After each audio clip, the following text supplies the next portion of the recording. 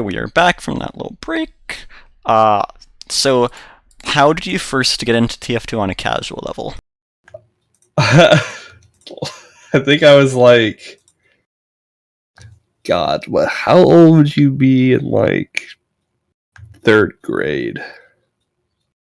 7, I guess. You because like you add 4 from whatever grade you're in, so I guess 7 or 8. I would watch this like old YouTuber on like Fraps and play. He'd be playing like Team Fortress 2.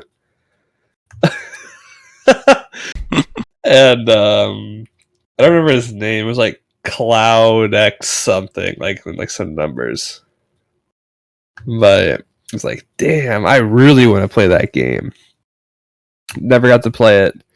My first experience playing the game was on the Xbox 360 Orange Box version. Because I had my 360, and then we had I got the Orange Box on there. So I'd play Team Fortress 2 on that. And then I think at one point I had like a really crappy computer, and I made a Steam account, downloaded TF2 when it went like free to play. Couldn't play the game because the computer was so bad. From there it was like once I bought a pre-built in like 7th grade, I think. I like saved all my money for a Alienware X51. Alienware, dang. It was an Alienware pre-built. It was an Alienware X51. This thing. I found it. Oh my god. Send me it. I'll display it. It was this thing. I bought this thing in 2014, 2015. Yeah. Very close to this thing. Alright. Looks like a vertical Xbox. It was exactly what I used it for, too. Because I would travel a lot on the weekends, and this would come with me. And I would just play this in my... Yeah, this is my TF2 machine. How was it? Awful. I think I got like 80 or 90 frames out of it. Oh no, on TF2. No. On TF2. And what year was this? Like 2014, I think. Damn. Might have been like 2014, 2013. Okay. As you were saying. So do that. And so I play. I don't know any better. I'm a kid, or I'm a casual player. So I ended up like, I didn't have an actual desk, so I would like hold the keyboard in my lap, and I had like a cardboard box, like a mouse pad. It was pretty bad. But I used to play like my first 200 hours was just like times 10 crit low grav on Orange. I played a lot of that. A lot of no scoping with the op. I remember. Did that for a little bit, and then around like 300 hours, 400 hours, I got into community servers. Used to play on the TPF servers back in the day, and that's where I actually met like Ad and Logan. I've known Logan and Ad for almost like 7 years, which is crazy to me. Oh yeah, it's a long time. That'd be like 2015? Yeah, 2015, 2016. Yeah. Through Ad, I got into Highlander. And this is like over the course like a year and a half. What class? Heavy. That's right. I've only ever played heavy. Like I think my entire UGC career, I played heavy the entire time. And was that what you played in casual as well, or if not, why? I don't remember what I played. I think I played I've always been somebody who can play like any class. You know what I mean? Like. So why was it heavy then for competitive? Class limits on casual servers. Interesting. And nobody wanted to play heavy usually? No, yeah, nobody played heavy, and I think I got the inspiration from like farming on like a Barn Blitz server. I'm like, damn, this is fun. I'm gonna play this in competitive, and then I got rolled. So why do you keep going? Uh, I met a player named DK Carl, and Carl was my first mentor, and he was also like my last mentor too, which is funny.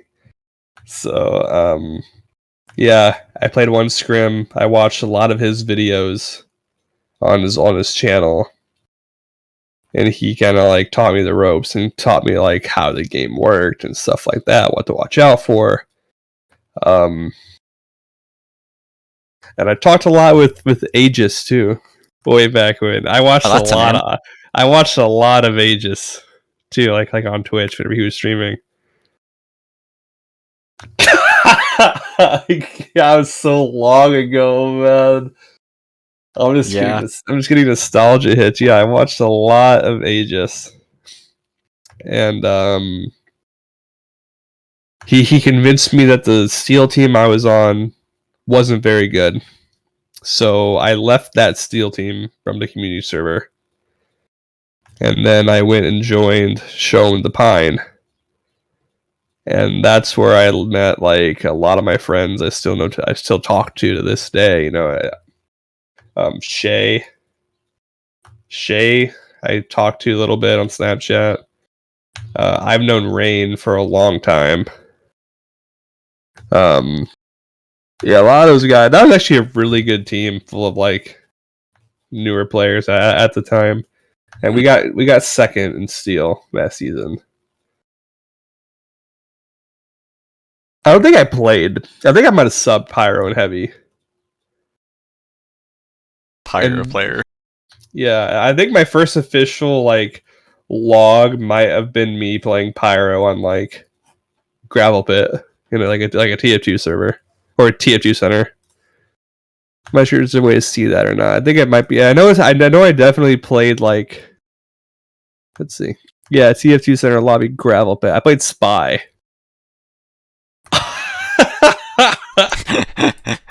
Frenchman. I played Spy on Gravel Pit. There might be some names you know. Send me the log. Yeah, Oh, you did. Yeah. this is like first witness's first log. Podgy's in here. Pod God 420. Yeah. Oh, let's see. This is 2015. 2015 was when I had my first lobby as well. And look, That's crazy.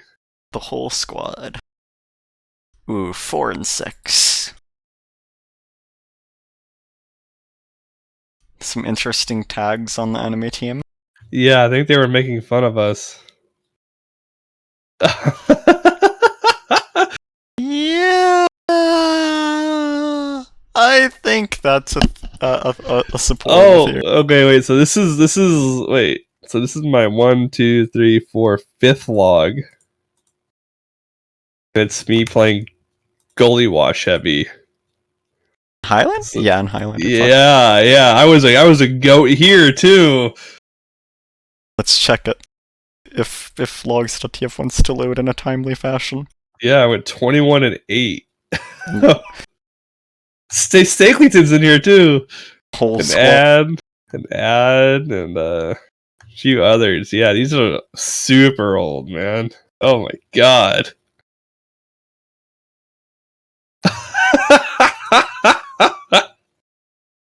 Yeah, I was pretty good. I was still actually pretty good. What did I get? I got 22 kills. I killed a lot of heavies and scouts. That makes sense for that level, I guess.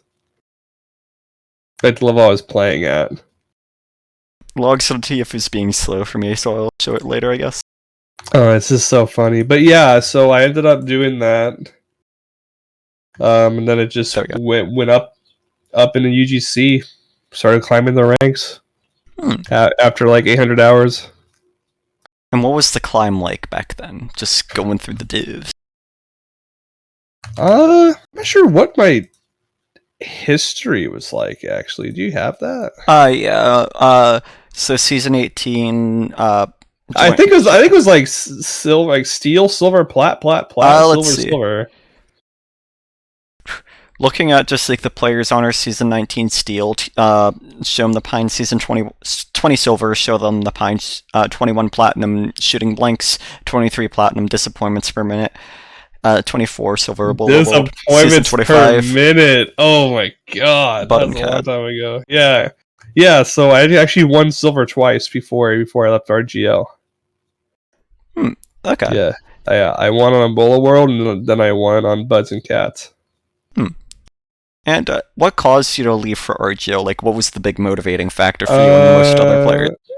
I was an admin for RGL, and we're like, look, the staff on UGC is stagnant, not doing anything. There's no future here. There's more to RGL, and the players have more of a voice. Right. That was the pitch. Okay. At the time, a lot of platinum teams were kind of sick of like dealing with like just admins from a UGC, not really doing a whole lot. So my job was pretty much I got all the silver teams and all like some of the lower plat teams moved over to RGL, and that was that. Holy shit, you got them to unionize. Pretty much, yeah. Union boss. Pretty much, like I banded all the teams together and said, "Hey, we're going over here," and then everyone just came with me. Okay. What about like all the legacy teams, like that died or like died soon into RGL? What was the deal with that? Don't know. Was it just like kind of like a shifting of the time for them? Like probably it was probably RGL's just, here? yeah, it was probably just like a what's it called, eclipse, I guess. Right. Like I imagine it would be a pretty good time with like the shift to RGL. Yeah. No, that makes sense. Yeah. What effect like did the transition from UGC to RGL have much of an effect on the health and growth of Highlander in your eyes, or not really? I think initially moving over to RGL was a good move for Highlander because it grew a lot in the first like 4 seasons. Initially, you say though? Yeah, initially, I think it's about not close to where UGC. I think we're way above where we were at whenever we left UGC in like season 24, 25 or whatever. But what makes you say initially then? Oh, well, initially, I mean, I feel like we got all the in what's it, in franchise teams, and we also pulled over a lot of new Pro-Lander players to Highlander as well. Right, but initially would imply like a lack of sustainment of that somewhat? I mean, it's gone down over the years, yeah, for sure. Okay. And there's only so many players, you know. Right. So would you say that's like more of a natural thing though, or do you think there's been something specific that's kind of caused it? I think outreach has kind of gone down over the past couple of years, like how they interact with people and how they get people in the league. Like whenever I was like on staff, I was always in pubs like, "Hey, yo, come play this league, man. You're you're a nice stab, bro. You'd be crazy at spy, haha. Come on," and you know, it's like stuff like that, you know. Right. Do you think? Alright, maybe like RGL got content or something like with like the Pro-Lander pugs or so, and they're just like that's good enough. I really can't speak on that, but I feel like I'm not seeing a lot of like YouTube content. Oh yeah, no, the video team is like was basically only Maven. Now it's just like only match rods. Well, I mean, I feel like it matters. Like seeing it in like your recommended can go a long way. You know right. What I mean? Especially when it's not like only match rods. Like when there's more, like a lot more content, a lot more things going on. That makes sense. Yeah. So, do you think maybe there's also like a bit more of a need for like community collaboration with RGL, like more like projects, maybe like I don't know, content creation stuff if RGL themselves isn't able to really like output that? I always say like it's always more beneficial to put out stuff than to not, especially if you feel like you're trying to grow, you know. Right. Because the worst thing you can do is like if you're trying to, because that's not going to fix the problem and might just make it worse because you're not doing anything, and then you look dead, you know. Right, like it just kind of stalls the momentum. Yeah. I mean, well, I mean, think about it. Like, if you stand still, are you going anywhere? Right. So No. would you say like maybe that's kind of like the biggest issue RGL has had, just like not really maintaining momentum, well, like after their transition? I'll just say I think they could be working harder on Okay. on that front, like more focus onto it. Right. Okay. Get new players interested. You know, Right. like. How- Sorry, go ahead. No, you go. You go. My bad. I was gonna say something, No, and then I say it. forgot. Oh, okay. My bad. I hate it when I accidentally interject. No, I'm usually it's just all like right, trying to man. lead it. It's all right, Joe. Alright. Go ahead. So how about like cups, like community cups, stuff like that, like class wars, region wars, map cups? Do you think those are something that kind of like brought more outreach to the scene, brought like more interest, stuff like that? I think it's helpful for sure. Okay. Do you think there's like maybe like a certain sense of class idea back in the UGC days with stuff like class wars back when those were a thing or so? I think doing interesting cups like that always helps because you're drawing like less committed people into like your game. You know what I mean? Right, right. So it's always good for kind of holding that up. Yeah. So I guess like to kind of roundabout, like to sort of end like the whole like just like the kind of like player opinion section. Uh-huh. What do you think like what has RGL done best at? Like what have they Providing done best with? space for people to play. All right. Like that's like number one. You need that. What did they Like, improve on compared to UGC? Sorry. they improved on just like I feel like being active, you know, like UGC was never really as active as RGL was. But it like keeps them interested and it keeps people like informed as like what's going on. Right. Like there's more of a community feel. I feel like there's more of like a feel to like a community of like UGC or sorry, in RGL than there ever was in UGC from my time playing. Right. But then Like I see more lower level people interacting in RGL than I did ever in UGC. I guess is like a big one. that's definitely fair, yeah. But then like they're just not doing as much like, as they could, even though they're being active like outreach wise.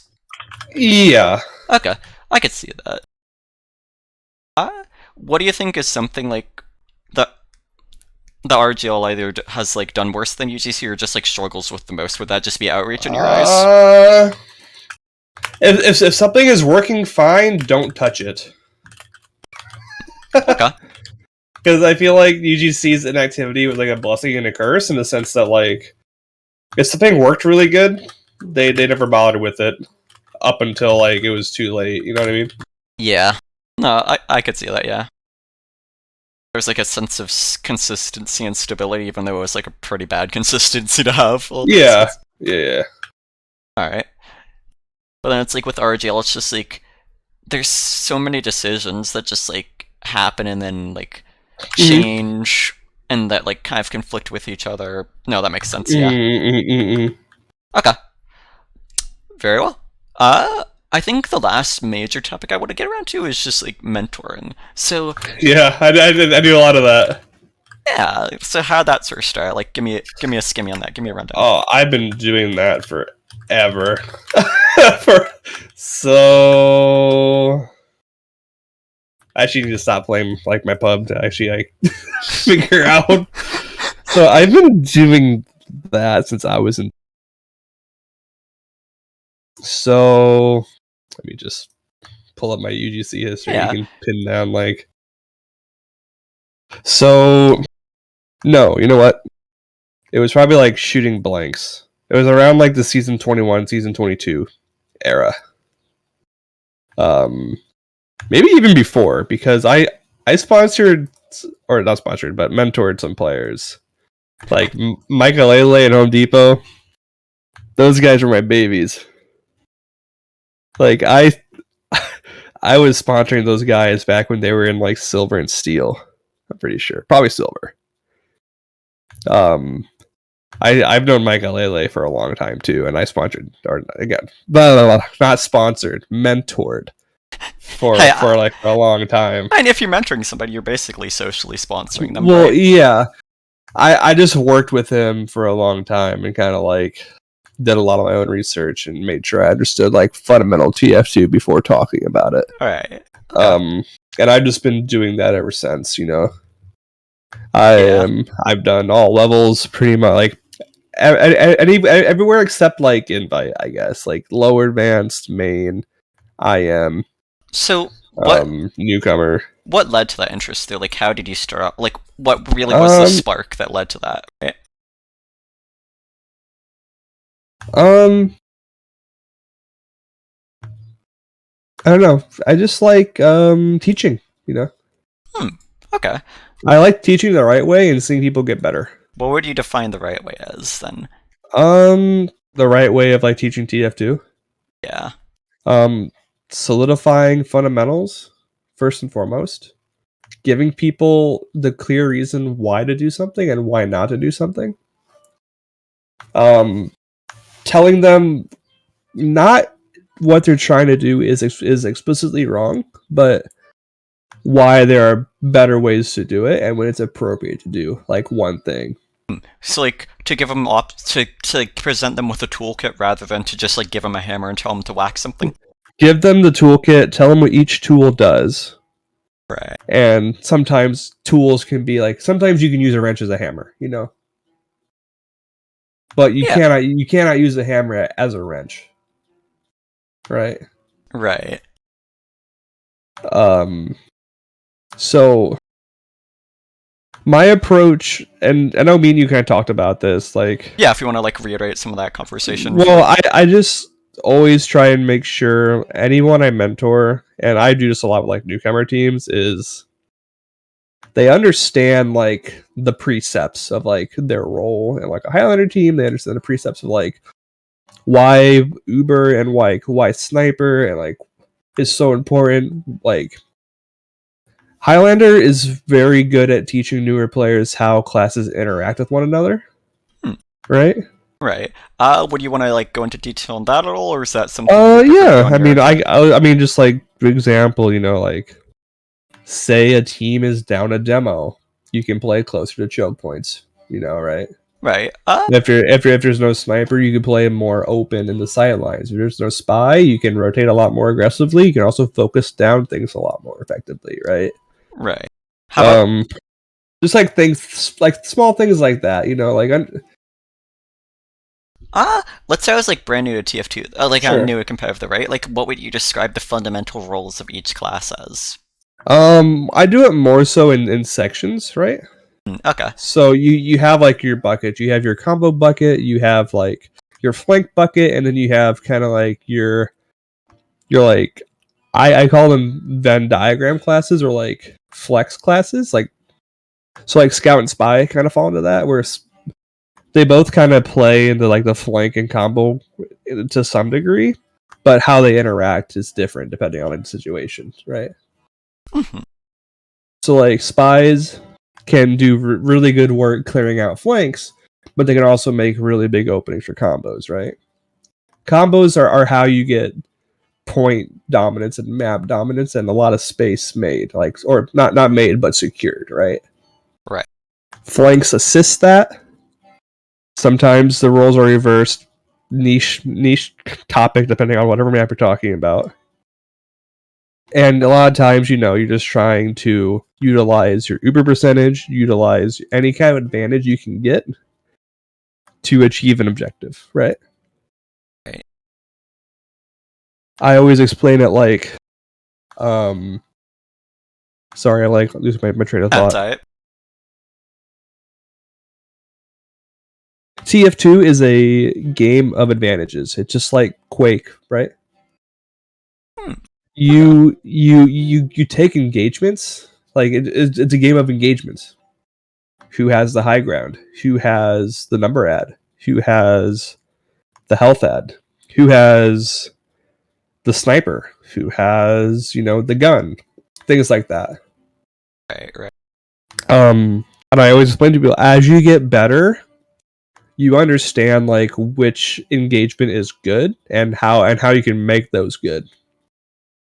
Like you can recognize in fights and in situations, hey, we need to take this angle and get rid of this player or isolate this player away so we have a chance to win this. You know what I mean? Yeah, just knowing who to prioritize and when. Yeah. It's just about me working with like newer players, showing them where to go in general. And if they get stuck, learning how to slow down and abuse, the slow classes, right? Which would be sniper and spy, right? Not heavy. Slow.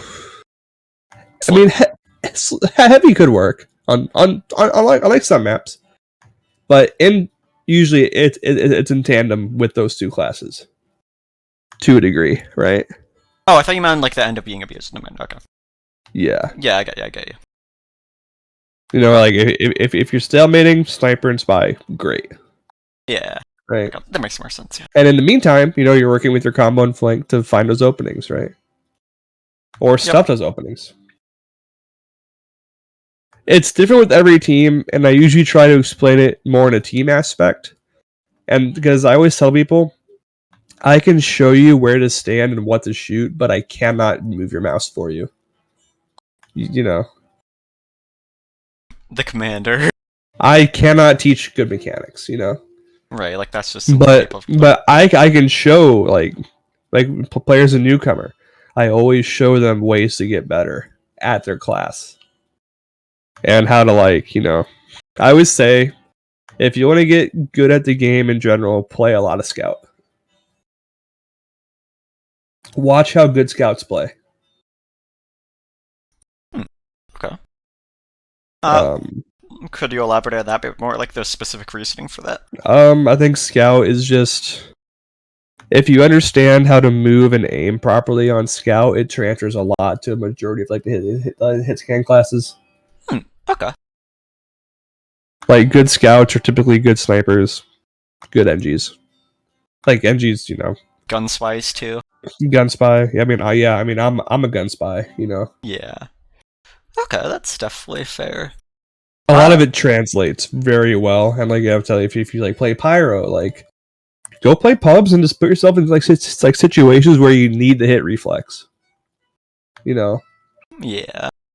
Get used to like having to deal with panic. Yeah. Yeah. Put yourself in like on upward, like try and go behind spawn camp and just like air blast soldiers all the time. It's like there's a lot more to it than just like trying to grind out MGE or Kovacs or something. I would say again, it depends on like what you want to get good at. Right. Let's say I think Kovacs is fine. Yeah, I mean, general like playing scout in like a pub is the same thing as Kovacs to me. But then it's like you learn more of a broad skill set for the game as well while you're like. Yeah. Okay. Yeah, I always try and keep it open though. Like that's like the biggest thing with like me mentoring newer players, and I love like talking to newcomer players and like people who want to learn. Right, like who are fine with listening, who want to go along with what you're telling them. Yeah. Yeah, teach them proper post tubers, teach them proper like holds, proper ways to kite, stuff like that. Right. Teach them proper terminology, so if they ever watch a cast, they're not lost. Yeah. Okay. I know that's kind of like we talked about. Like, I kind of don't. I don't say I don't like when lower level people teach lower level people, because I understand like it helps a little bit, but I just ask that people be more careful, right, and not fake it. You know what I mean? Yeah, like because my biggest thing whenever I was mentoring like silver, like whenever I was still in like silver, like low plat, there was things I was dog shit. I'm still kind of bad, but I look back at that like, God, I gave so much bad advice,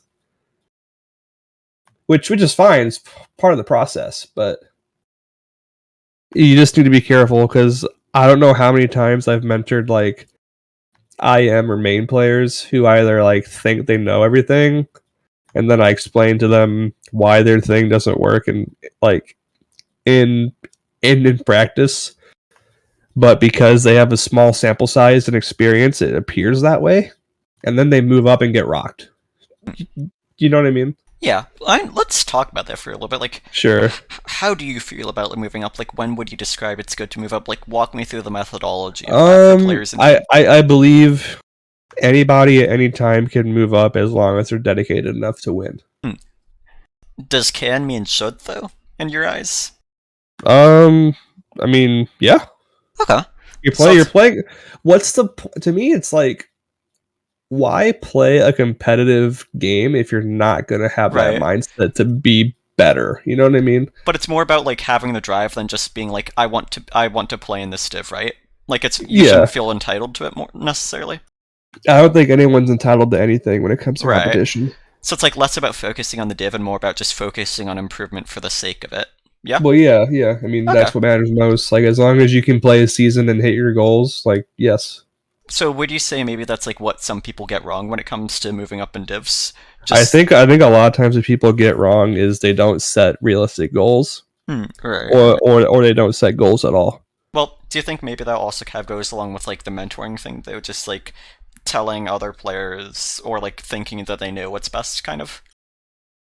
I think it kind of comes in hand. Like, that can be a problem because you might have a mentor who's like, "Oh, well, I think you guys should work on this thing," but in reality, the issue is not that thing, and you waste a Right. season learning the wrong thing. You know what I mean? Yeah. Granted, you get good at one other thing, but you're less of a rounded player. Well, I think like a decent subset of that issue, right? Like a specific phenomenon you'll see, like especially like just in lower divs or with certain mentors, is like they'll tell you like to do this thing because it'll work against like these players or in X div, right? Like Sure. play incorrectly because these other people are playing incorrectly, right? Yeah, you're just exploiting bad habits, which isn't good Right. long term. Yeah, it doesn't set them up for Granted, success. like, I will do that, but I'll be like, look, like, I know you guys want to win this game, and I'll tell you how to do this, but this is like cheese, this is like TF2 center cheese. Yeah, like Overwatch. Yeah, you're just cheesing people. Except for you don't got ults to back you up. No, you have Uber. That's the ult. Like, A singular ult. I mean, I always say like, TF2 like is like soccer, and the soccer ball is the Uber. Yeah, and the medics get kicked around. The game is centered around it, Yeah, it's fundamental to it. Okay. But yeah, usually whenever I mentor like newer level teams and lower level players, I always try and like explain that best I can. Right. And I'll be like, yo, hey, if you have a friend who wants to teach you stuff, that's fine. And if they say do this, don't do that, but I'm saying do this, you should probably do what I'm saying. Right, so it's like the social side of mentoring is like really important to keep in mind, right? Like being a good role model for them, especially if they're like younger people, they're more impressionable. Yeah, I always kind of take the coach side of it. Like, yeah, I'll be your friend and mess around, but at the end of the day, we are here to get better, and we are here to like get closer as a team. Right. I'm kind of like the secondary leader people can talk to. You know what I mean? Yeah. I'm pretty sure every team I mentor has like made playoffs and like newcomer beast. And so like the system works. And then they do like most teams are like one, oh hey, yeah, we're good, and then they move up and then they get rocked. Yep. Which I'm like, sure, okay. I'll be over here if you need me. So, do you think that like sense of desire to be a role model, like, is that something you usually see with mentoring, or do you think that's like something that's maybe lacked upon? I think it's just like in general. Yeah. I think what comes first is just people trying to share knowledge to me, and then that kind of comes like people seeing them as like a role model. Secondly, okay, but like that's how it happened to me a lot. Like I'll kind of go to teams with like information, and then they'll kind of like realize, oh yeah, he's pretty good, and then they'll just kind of like get like the role model status, Mm-hmm. Do you think there could be like more benefit though for like, I don't know, like maybe less knowledgeable people, or like to like kind of just try and emphasize themselves as a good influence on the person, like as more of a role model? I think if you're a good person but you're giving bad information, you are better off as a friend and not a coach. That makes sense, yeah. Like I am okay with somebody telling me nice things, but also be honest with me and tell me that I'm doing wrong things. You know what I mean? Like Yeah. socially, it's fine. Like it is okay to be social and help out, but like man, I don't know how many times I've heard, oh yeah, my friend does. I keep saying this. My friend does X or Y and mentors X or Y, but their friend's like not very good and gives bad information, and then all of a sudden it's like, well, now I have to like make your friend look bad, and then I look like a dick. You know what I mean? It's Yeah. like, And I feel like it's like the specific phenomena is that like they don't really have the knowledge like to be a good role model and like a good social influence in that sense, right? Like they're still interacting with people around that skill. Like a lot of the time it's like I feel like younger people and it's just like they don't they're like very socially involved, right? Like they don't really have the distance per se. mm, You know what I mean? Like they're still very involved, and I feel like that kind of ends up having like a bit of a harmful effect, even if they do have like good knowledge. Kinda. yeah, oh, sorry. Drum? No, it was I hit my microphone with the phone, Uh, but yeah, I would say first and foremost, if you're trying to teach people and mentor, definitely make sure you have like your shit straight. Like yeah. me, like Witness Gaming EU has a coach, right? Hmm. Like Cadis coaches that team, and he'll sit in scrims and he'll just take notes on a piece of paper or like in like notepad, and just make notes of like, hey, why did you die here, or why did you do this? And then most common thing, like these like prem like top of the continent soldiers, right? Alright. And he'll be like, hey, why'd you feed in concrete? I don't know. And then Cadis will like tell them, hey, it's more optimal to do this. So in this situation, make sure you're trying to look for this opportunity. You know what I mean? Yeah. For sure. So having like that kind of coaching helps a lot, I feel like. And like at like a fundamental level, I think it's good for building good habits and correcting bad habits. Okay. Yeah, it's always just about like preparing for the future, huh? Yeah. I mean, I want to make a player who understands good fundamentals, who understands good team play, who understands, why Highlander is liked, you know, who understands basically just a good all around smart player. You know what I mean? Yeah. Those are the players I want to make. And if people need like mechanical help on other classes, I will point them in the right direction. But as I said, it's hard as a teacher to like teach someone mechanics. You know what I mean? Yeah. I know. I get what you mean. Yeah. Ugh. Okay. How do you feel about Furlander? It's just Highlander light. And is that a good thing or a bad thing? I think giving people options is always fine. Whether or not they engage with it, it's up to them. Hmm. Okay. I believe that about runs my questions. Do you have anything you want to like bring up, talk about yourself, or not really? Nothing too much. No. Hmm. Okay. Yeah, I feel like we've got a decent breadth of topics here. Uh, shoutouts, anything like that? Concerns about the community, like Sixes of Highlander? Shoutouts. I can do some shoutouts. Shout out Jay. Like I said, my best friend. Um, really, I think I would Witness Gaming wouldn't be where it is without him, because he kind of got me involved in like a lot of the circles I'm involved with today. So definitely shout out Jay, best friend. Um, Shout out Exile, Ether, Donovan, Cheris, all the Black Swan guys. They're the homies, my day ones in sixes. big shout out to Witness Gaming all over the world. all my homies. It's nice knowing that I have friends like in different continents. It's pretty nice to know. Oh yeah, for sure. In different countries all over the world. I think that's pretty much it for like shout outs off the top of my head. Shout out Sandblast again for helping me find Jackal. It means a lot. That's about it. Okay. I did kind of forget about this. Sure. Tell me a bit more about your guides. Oh, my guides. And your YouTube channel. Yeah, so my guides kind of come from just like the idea that I do a lot of map reviews. And I just got sick of like mentoring 2 or 3 teams like a season and having to repeat myself like twice on like Saturday and once on Friday.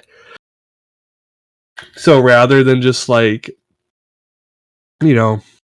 say the same thing word for word every map review, I just typed out like a transcript of my map notes, and then I went and recorded them on YouTube. So a lot of these are just me going off of those notes, and the Bible stuff is just like I wanted to make as definitive as a resource as possible for all maps in the rotation. And is that something you're still actively working on, or is that something you only end up doing like a little bit of? I haven't done it in a while. Like I think my Cascade one is still out of date. My Lakeside one is fine. My Steel one is okay. My Swiftwater one's okay. I don't think I have an Upward map review. You do, yeah, I have it up. That's one of the ones you like. Upward map review? The Bible, not map review. Yeah. I don't think I recorded that one yet. Let's see. That's like 27 pages or something like that. It's like close to 30 pages of Upward. 21. Yeah, 21 pages of Upward, so it's pretty good. And then you also sent me 17 pages of Steel. Well, actually 16 technically. Yeah, that one is recorded, and that one has like almost 300 views on my YouTube. Let's see. Most popular. Swiftwater is 259, Steel is 248. Damn. Cascade 211, Lakeside 198. Yeah. Yeah, and then I have one of me rolling smack on Cliff, which is pretty funny. It's a pretty good cliff. I think this is an Ebola World scrim. Yeah. That was back. God, that was a long time ago. So, do you have any interest in like resuming updating those guides, anything like that? Like, do you still actively mentor, I guess?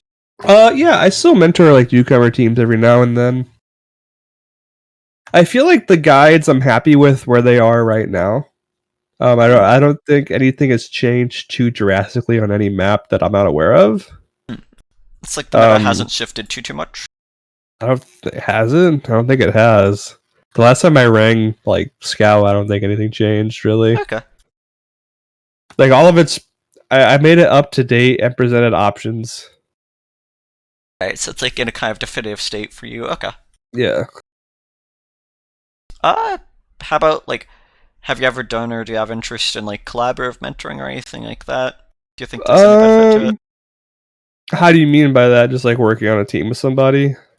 Just like working on projects like guides together. I guess like working on teams with people, roundtables, stuff like that. Like I've tried that kind of thing. It's okay.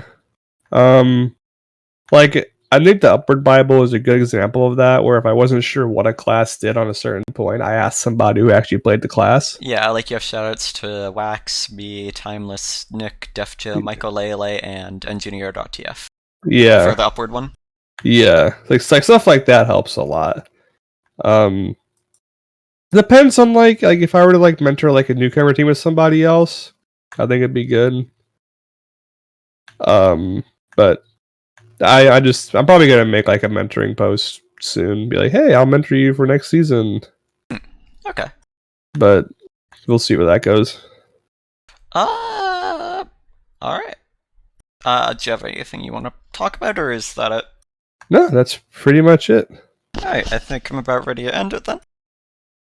Sounds good to me, boss. All right.